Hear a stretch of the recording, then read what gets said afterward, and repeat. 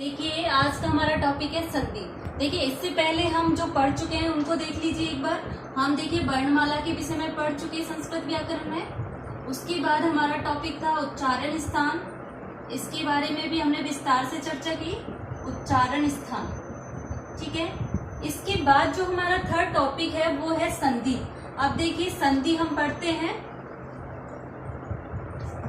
देखिए संधि, संधि शब्द की व्युत्पत्ति किस प्रकार से होती है पहले हम ये जानेंगे। संधि शब्द की क्या जानेंगे? व्युत्पत्ति, व्युत्पत्ति के विषय में जानेंगे सबसे पहले। अब देखिए संधि शब्द की व्युत्पत्ति किस प्रकार से होती है? सम उपसर्ग पूर्वक। जिस प्रकार से हमने जाना संस्कृत शब्द की व्युत्पत्ति, व्याकरण शब्द की व्युत्पत्ति, उसी प्रकार से संधि शब्द की व्युत्पत्ति सम उपसर्ग। सम क्या है आपका? उपसर्ग। धा क्या है आपकी? धातु। क्या है? धातु। और आपका की प्रत्यय की प्रत्यय सम उपसर्ग, धा धातु और की प्रत्यय के मिलने से या संयोग से क्या बना है प्यारे बच्चों? संधि बना है। क्या बना है? संधि। ठीक है, इसी प्रकार से आपकी संधि शब्द की व्युत्पत्ति होती है। उसके बाद हम जानेंगे कि संधि कहते किन्हें हैं। संधि कहते किन्हें हैं तो क्या? परिभाषा। क्या जानेंगे? संधि की परिभाषा। देखिए संधि शब्द की जो परिभाषा होती है वो होती है संधानम संधि। संधानम संधि या कह सकते हो संधानम संधि। इसका अर्थ होता है कि दो वर्णों के मेल को, दो वर्णों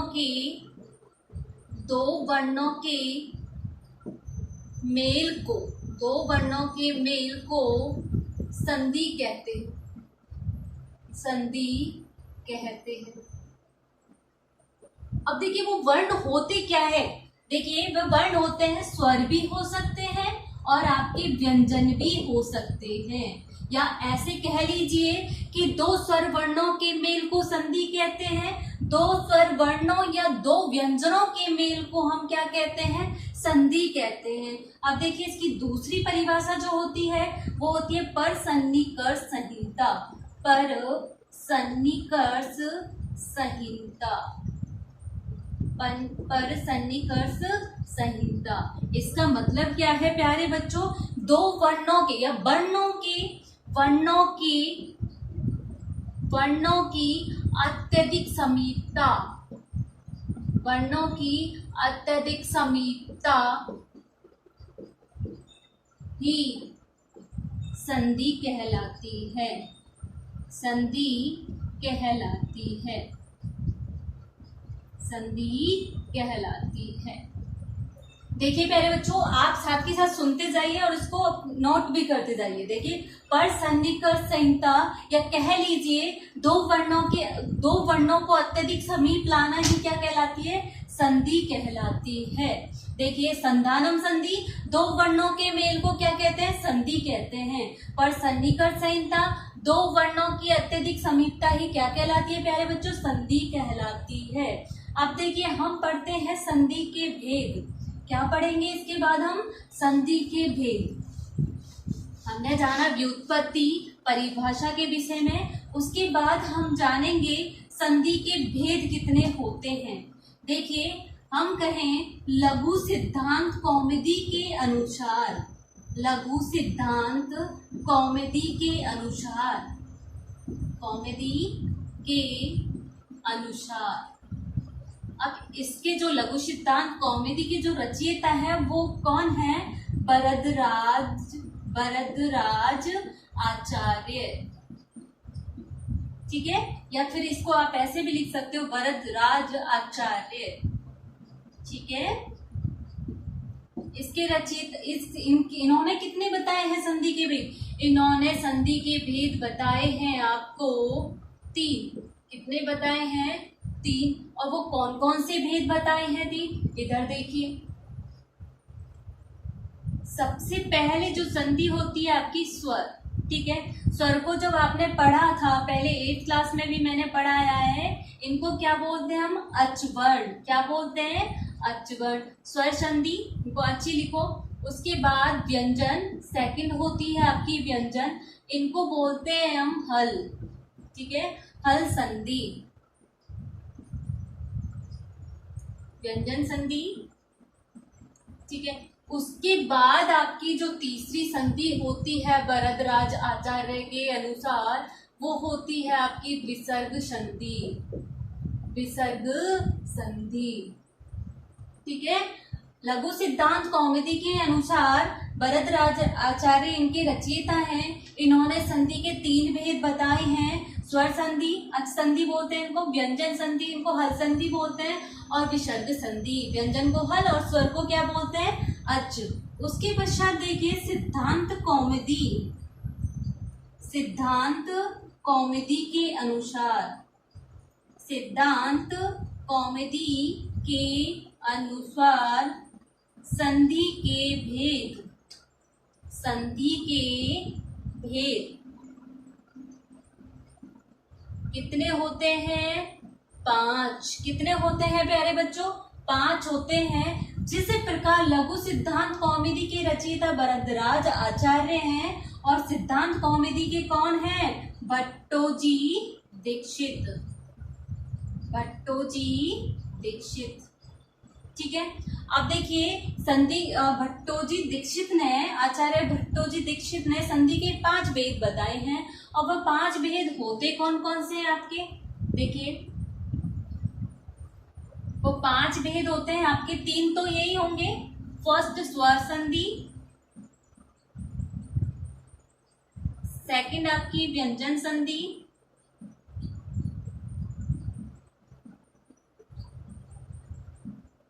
थर्ड होगी आपकी विसर्ग संधि,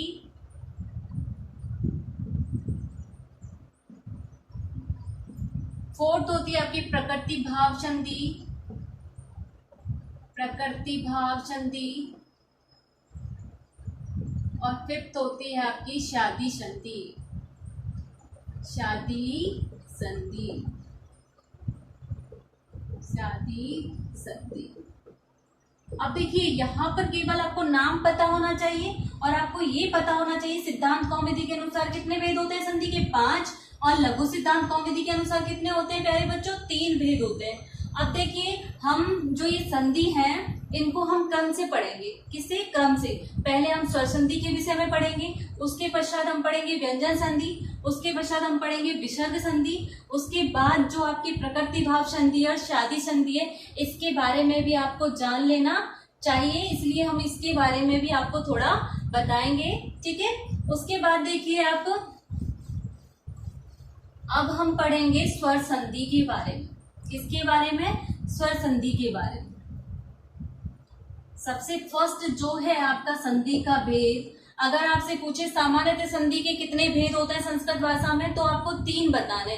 अगर आपसे पूछे कि सिद्धांत कौमुदी के अनुसार कितने होते हैं, तो आपको बताने कितने, 5 बताने। अगर आपसे पूछे लघु सिद्धांत कौमुदी के अनुसार संस्कृत में संधि के कितने भेद होते हैं, तो आपको कितने भेद बताने हैं, 3 भेद बताने हैं, और सामान्यतः भी 3 होते हैं। देखिए स्वर संधि, सबसे पहले हम जानेंगे स्वर संधि के विषय में।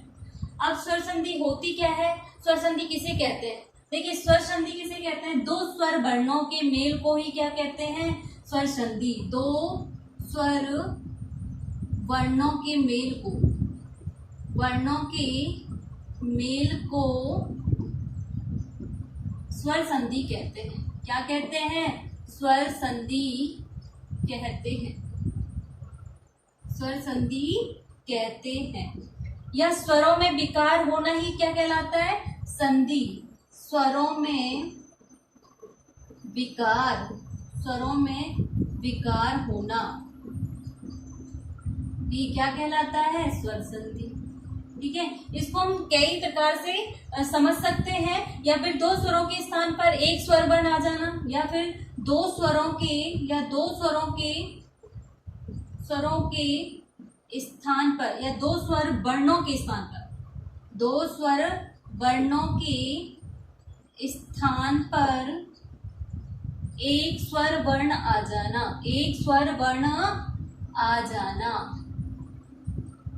आ जाना क्या कहलाता है, स्वर संधि। क्या कहलाता है प्यारे बच्चों? स्वर संधि। अब देखिए वापस से स्वर संधि किन्हें कहते हैं? दो स्वर वर्णों के मेल को ही क्या कहते हैं? स्वर संधि कहते हैं। ये स्वरों में, दो स्वरों में विकार उत्पन्न हो जाना ही क्या कहलाता है? स्वर संधि कहलाता है। या दो स्वरों के वर्ण, दो स्वर वर्णों के स्थान पर एक स्वर वर्ण का हो जाना ही क्या कहलाता है? स्वर संधि कहलाता है।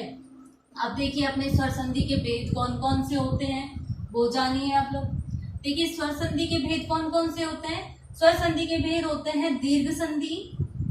अपने स्वर संधि को भी कितने भेदों में, कितने भेद होते हैं स्वर संधि की संस्कृत भाषा में? 8। दीर्घ संधि, सेकंड होता है आपका, दीर्घ के बाद होता है आपका गुण संधि, थर्ड होता है आपका वृद्धि संधि, वृद्धि संधि। उसके बाद आपका होता है 4th नंबर की संधि होती है आपकी स्वर यन संधि, अयादि संधि, अयादि संधि, पूर्व रूप संधि,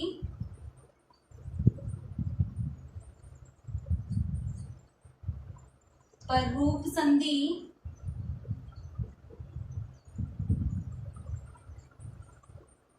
लास्ट होती है आपकी प्रकृति भाव संधि, प्रकृति भाव संधि, प्रकृति भाव संधि। देखिए हमने जाना संधि के भेद 3, सामान्यतः कह लीजिए लघु सिद्धांत कौमुदी के अनुसार भी 3। हमने जाना बाद में भट्टो दीक्षित के अनुसार संधि के भेद 5, स्वर संधि, व्यंजन संधि, विसर्ग संधि, प्रकृति भाव और शादी संधि।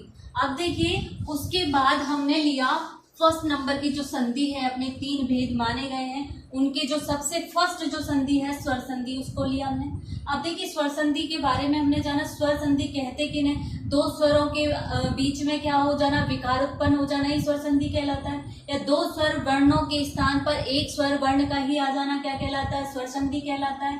अब देखिए उसके बाद हमने पढ़े स्वर संधि के भी भेद होते हैं। कितने होते हैं? 8 भेद होते हैं। स्वर संधि के भी कितने भेद हैं? 8 भेद होते हैं। दीर्घ संधि, गुण संधि, वृद्धि संधि, यन संधि, अयादि संधि, पूर्वरूप संधि, पररूप संधि और प्रकृति भाव संधि। अब देखिए हम सबसे पहले यहाँ पर पढ़ेंगे, सबसे पहले जो हम पढ़ेंगे स्वर संधि का भेद जो फर्स्ट है आपका दीर्घ संधि। कौन सी संधि?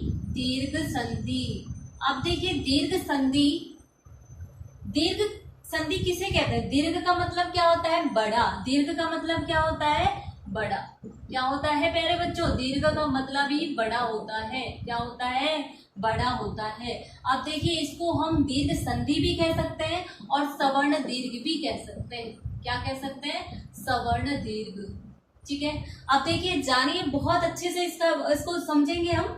दीर्घ का मतलब क्या होता है? सवर्ण मतलब क्या होता है? सवर्ण देखिए ए आपका, ठीक है, उसके पास क्या आता है? ई आता है, उसके पश्चात क्या आता है? ऊ आता है, उसके पश्चात क्या आता है? बी आता है। ठीक है, अब होता क्या है? ए या आ के पश्चात क्या होगा? ए या आ। ठीक है, तो हम क्या कर देते हैं? सवर्ण दीर्घ। दीर्घ का मतलब क्या होता है? बड़ा होता है। तो दीर्घ संधि से क्या है? दीर्घ हो जाएगा इसमें। सवर्ण मतलब होता है सवर्ण। देखिए ए सवर्ण अपने ही वर्ण जैसा ही है, अपने ही सवर्ण यानी अपने ही वर्ण का है। देखिए आ भी क्या है? अपना ही वर्ण है। तो अपने यहाँ क्या आएगा? दीर्घ हो जाएगा। दीर्घ संधि का मतलब दीर्घ हो जाता है। और इसका सूत्र जो होता है आपका, इसका सूत्र होता है अकह सवर्ण दीर्घ। अक सवर्ण दीर्घ है। इसका मतलब क्या होता है? अक अपने ही सवर्ण का क्या हो जाता है? दीर्घ। और हमने यहाँ पर क्या किया है? सवर्ण का ही तो दीर्घ किया है। अब देखिए ई के पश्चात क्या है? दीर्घी, उसके पास लघु और उसके बाद देखिए कंडीशन कुछ भी हो सकती है। ए के पश्चात दीर्घ आ भी आ सकता है तो भी क्या होगा? दीर्घ ही होगा। ई के पश्चात लघु भी आ सकता है तो भी क्या होगा? दीर्घ ही होगा, क्योंकि अपनी संधि का नाम ही क्या है? दीर्घ है। ठीक है, उसके पश्चात देखिए ऊ के बाद लघु भी हो सकता है, दीर्घ भी हो सकता है, लेकिन आएगा क्या, दीर्घ। इसके पश्चात देखिए री या री, तो भी क्या बनेगा, री। ठीक है, ये कंडीशन होती है अपनी। अब देखिए इसमें केवल आपको ये याद रखना है, यदि आ के पश्चात अ या आए तो दीर्घ आ होगा, ई के पश्चात ई आए तो दीर्घ ई होगा, ऊ के पश्चात ऊ आए तो दीर्घ ऊ होगा, री के पश्चात री आए तो क्या होगा, दीर्घ री होगा। अब देखिए, अब हम जानते हैं, एक एक लेके चलेंगे और इसके एग्जाम्पल के बारे में जानेंगे। अब देखिए जो आपका ए धन अ धन आ बराबर दीर्घ आ हुआ, इसके एग्जाम्पल देखिए। जैसे हमने लिखा दैत्य धन अरि, दैत्य धन अरि, क्या बनेगा प्यारे बच्चों, दैत्यारी। क्या बनेगा, दैत्यारी। ठीक है, अब उसके पश्चात देखिए आपका मूर्धन अरि, क्या बनेगा, मुरारी। क्या बनेगा, मुरारी। उसके पश्चात देखिए आप परम धन अर्थ, क्या बनेगा, परमार्थ। क्या बनेगा प्यारे बच्चों, परमार्थ। कैसे बना, देखिए दैत्य धन अरि, इसमें क्या है, ए छुपा हुआ है, ए धन अ, देखिए इधर देख लीजिए, अ धन अ, तो क्या बनेगा, दीर्घ ही बनेगा, तो क्या बना, दैत्यारी। मूर्धन अरि, इसमें भी क्या है, ए धन अ है, क्या बनाया है, आ, संयुक्त कर दिया, क्या बना, मुरारी। परम धन अर्थ, इसमें भी क्या है, ए है, धन अ है, इसको हम करेंगे दीर्घ आ, क्या बनाया, परमार्थ। ठीक है, परमार्थ। अब देखिए और भी बहुत सारे एग्जाम्पल हैं। विद्याधन अर्थी, विद्याधन अर्थी, विद्याधन क्या है, अर्थी है। यहाँ पर क्या है, विद्या में आ, ये क्या है, ए, बनाएंगे क्या सवर्ण का, आ बनाएंगे, क्या बनेगा, विद्यार्थी। क्या बनेगा प्यारे बच्चों, विद्यार्थी। ठीक है, विद्यार्थी। और देखिए एग्जाम्पल, उसके बाद देखिए विद्याधन आल्य, विद्याधन आल्य, विद्याधन आल्य। अब देखिए यहाँ पर क्या है, आ है, यहाँ भी क्या है, आ है, बनाएंगे क्या सवर्ण का, आ बनाएंगे, क्या बनेगा, विद्यालय। क्या बनेगा, विद्यालय। ठीक है, अब देखिए हमने दीर्घ संधि का पहला नियम जाना, उसके कुछ एग्जाम्पल किए। आपको और भी एग्जाम्पल अगर आपके माइंड में आते हैं तो आप इसके कितने एग्जाम्पल लिखने हैं, आपको 5 से 10 एग्जाम्पल आपको खुद को लिखने हैं। आगे जो चर्चा करेंगे हम, इसका जो सेकंड नियम है कौन सा, ए के पश्चात क्या आता है, ई, लघु ई या दीर्घ ई के पश्चात क्या आएगा, लघु ई या दीर्घ ई, तो क्या हो जाएगी कंडीशन, सवर्ण का ही दीर्घ हो जाता है, यानी कि दीर्घ ई हो जाएगा। इसके विषय में हम कल चर्चा करेंगे। और भी इसके नियम है, ऊ या ऊ के पश्चात ऊ आए या ऊ आए तो क्या हो जाता है, दीर्घ ऊ हो जाता है। री के पश्चात क्या आए, री या री आए तो उसके पश्चात भी क्या हो जाएगा, री हो जाएगा। इन नियम आगे जो नेक्स्ट क्लास में उन नियमों के बारे में चर्चा करेंगे। ठीक है, आशा करती हूँ कि आपको यहाँ तक बहुत अच्छे से समझ में आएगा। ठीक है, समझ में आया होगा। ठीक है, थैंक यू।